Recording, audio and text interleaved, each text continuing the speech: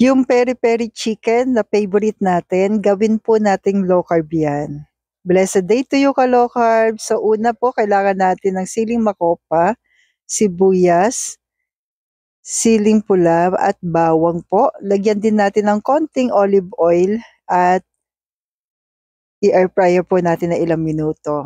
Then pagkatapos niyan, lagay na po natin sa food processor. Dagdag po natin yung mga ibang ingredients, mga herbs, 1 tablespoon po ng paprika powder, 1/2 teaspoon po ng thyme,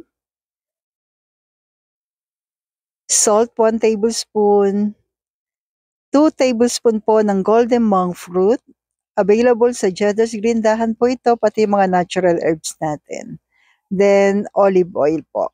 And please don't forget to like and follow po para updated tayo sa ating mga low carb meal every day. Thank you po and God bless. Then i-mix po muna natin bago natin i-add po yung ating lemon.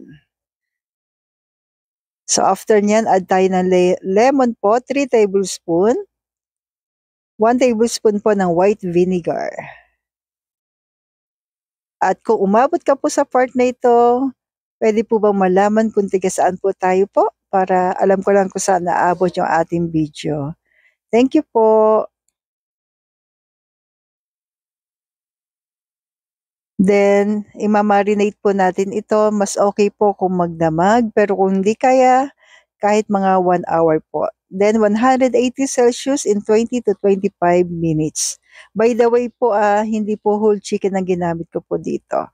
Then, nagtira po ako ng konting sauce niya. Yan. So, time to time po, nilalagyan natin yung ating chicken para mas malasa.